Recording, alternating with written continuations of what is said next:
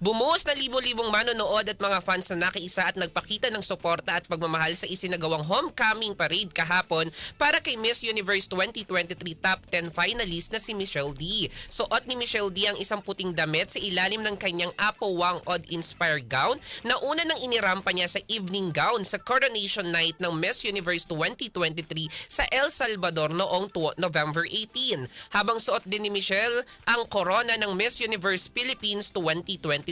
Hindi mahulugan ng karayong ang dami ng taong pumunta sa nasabing homecoming parade sa SM Mall of Asia Complex sa Pasay City at umingay dahil sa kanilang sigaw na MMD, MMD. Umuwi si Michelle sa Pilipinas noong November 25 matapos ang Miss Universe pageant kung saan nabitbit niya ang pagiging top 10 finalist at apat na special awards kabilang na ang Best National Costume.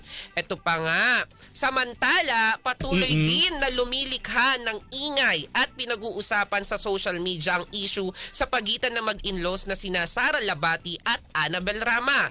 Nag-post kasi ang ama ni Sara na tungkol sa asong tahol na tahol at nilike naman ni Sara. Habang matapang din na nag-post si Tita Annabel na devil woman, makamandag, manipulative at best liar. Wala namang binanggit na pangalan sa nasabing mga posts. At yan ang entertainment news na nag-iisang Diyosa sa balat ng radyo. Ako si Diyosa yan, tatak RMN. Thank you.